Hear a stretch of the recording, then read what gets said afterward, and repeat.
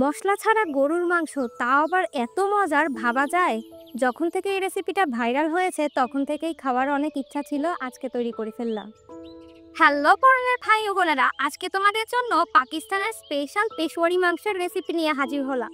আর এই মাংসটা তৈরি হবে কোনো রকম মশলা ছাড়াই, কিন্তু এর টেস্ট একেবারে ফাটাফাটি। ভাইরে ভাই, এই মাংসটা যেদিন রান্না করবেন অবশ্যই যতটুকু আপনারা খান তার থেকে ডাবল পরিমাণ রান্না করবেন, কারণ এটা এত বেশি নরম সফট আর এত মজার। মশলা ছাড়া মাংস যে এত মজার হয় ভাবতে পারবেন না। দেখবেন যে যতটুকু আপনারা খেতে পারতেন তার থেকে দ্বিগুণ খেতে পারবেন। আর এটা কিন্তু হেলদি। এই রান্নাটা করার জন্য আমাদের ঘি লাগবে। ঘি নিয়ে নিচ্ছি 100 গ্রাম পরিমাণ। আর এই রান্নার মধ্যে কিন্তু কোনো রকম তেল ব্যবহার করা হয় না। অথেন্টিক রেসিপিটাই আপনাদের সাথে আমি শেয়ার করছি। ধুয়ে রাখা মাংস পানি ঝরিয়ে দিয়ে দিলাম। এখানে 1.5 কেজি পরিমাণ গরুর মাংস আছে, আর এর মধ্যে অবশ্যই হাড় চর্বি সহ মাংস নিতে হবে। আর 1 পিস নলি আপনাদের নিতেই হবে, না হলে কিন্তু অথেন্টিক যে পেশোয়ারির টেস্ট সেটা কিন্তু পাওয়া যাবে না। তাই আমি এখানে বড় সাইজের একটা নলির মাংস নিয়ে নিয়েছি। এবার এই ঘিয়ের সঙ্গে এই মাংসটাকে ভেজে নিব। আর এর মধ্যে দিয়ে দিচ্ছি পর্যাপ্ত পরিমাণ লবণ এবং কালো গোলমরিচের গুঁড়া। আপনারা চাইলে এখানে সাদা গোলমরিচের গুঁড়া দিতে পারেন, এতে করে একেবারে অরিজিনাল পাকিস্তানি পেশোয়ারির কালারটা চলে আসবে। তবে কালোটা দেওয়ার কারণে আমার রেসিপিতে কিন্তু একটু মাংসটা কালচে দেখা যাবে। আর যেগুলো আমরা আবেশ হোটেলে খেয়ে থাকি, ওখানকার রেসিপিটাই বেশ ভাইরাল। ওখানে কিন্তু মাংসটা অনেক সাদা থাকে, কারণ ওরা সাদা গোলমরিচ ব্যবহার করে। আমি এখানে কালো গোলমরিচ ব্যবহার করেছি একটু কালারটা চেঞ্জ আনার জন্য। আর এভাবে মাংসটাকে মিডিয়াম আছে ঘিয়ের সঙ্গে ভাজতে ভাজতে কালার চেঞ্জ করে ফেলতে হবে। আর দেখতেই পাচ্ছেন তেলটা একেবারে ভেসে উঠেছে। মাংসটাও কিন্তু এর মাঝে কালার চেঞ্জ হয়ে একটু শুকিয়ে কমেও গেছে। আর এই পর্যায়ে আমরা আস্ত আলু দিয়ে দিব। এই আলুগুলো কিন্তু অনেক বড় সাইজের দিতে হবে, কারণ এই মাংসটা আমরা দীর্ঘ সময় চুলায় রান্না করব, যাতে করে আলুটা গলে মিশে না যায়। তাই আমরা একটু বড় সাইজের আলু এখানে ব্যবহার করব। মাংসের কালার দেখেই বুঝতে পারছেন কতক্ষণ যাবত ভেজেছি।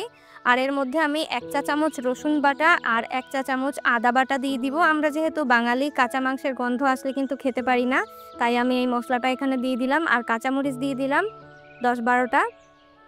আপনারা আপনাদের টেস্ট বার অনুযায়ী ঝালটা অ্যাড করে নিতে পারেন। অবশ্যই কাঁচামরিচ দিবেন, এখানে কিন্তু অন্য কোনো মশলা ব্যবহার করা হবে না। আর এই মাংসটা এই মশলার সঙ্গেও আমরা কিছুক্ষণ ভেজে নিব।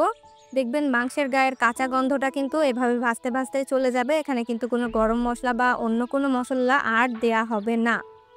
আর এই জন্যই এই মাংসটা একটু ডিফারেন্ট। মশলা ছাড়া মাংস খেতে কিন্তু অনেক বেশি মজার। আপনারা একটু এইভাবে রান্নাটা করে দেখবেন প্লিজ। আমি আসলে ভাবতেই পারিনি যে এই মাংসটা এত বেশি মজার হবে। একটু সময় নিয়ে মাংসটাকে আমি ভেজে নিচ্ছি, যাতে করে গন্ধটা চলে যায়। এরপর পানি অ্যাড করে দিচ্ছি। একেবারে কড়াইটা ভরে পানি দিতে হবে। আর এই মাংসটা রান্না করতে একটু সময় লাগবে। আপনারা চাইলে এই পর্যায়ে পানি দিয়ে প্রেসার কুকারে 10-12টা সিটি দিয়ে তাড়াতাড়ি রান্নাটা করতে পারেন। তবে যেহেতু অথেন্টিক রেসিপি করব ভেবেছি, তাই আমি চুলায় আস্তে ধীরে করে রান্নাটা করছি। এভাবে আস্তে আস্তে রান্না করলে দেখবেন যে প্রায় 30 থেকে 35 মিনিট পর ঝোলটা শুকিয়ে আসবে আর মাংসটা অনেক নরম হয়ে যাবে। এভাবে রান্না করতে করতে কিন্তু ঝোলটাও অনেকটা গাঢ় হয়ে যাবে। দেখতেই পাচ্ছেন ঝোলটা শুকিয়ে এসেছে, আলুটাও সেদ্ধ হয়ে গেছে। একেবারে শেষ পর্যায়ে আমরা মাংসটাকে এভাবে তুলে একটু চেক করে দেখব যে হাত দিয়ে টিপ দেওয়ার সাথে সাথে যেন গলে যায়। রেগুলার যে মাংসটা আমরা খাই তার থেকে বেশি নরম হতে হবে এটা, না হলে কিন্তু এর টেস্ট পুরোপুরি পাওয়া যাবে না। দেখতেই পাচ্ছেন এটা কতটা নরম সফট হয়ে গেছে। এবার এর মধ্যে আমি আরও কয়েকটা কাঁচামরিচ দিয়ে দিচ্ছি। মাথাটা একটু ভেঙে দিয়েছি। আর 1 চামচ দিয়ে দিচ্ছি ঘি। এই ঘিয়ের কাঁচা গন্ধটা কিন্তু অনেক বেশি ভালো লাগবে।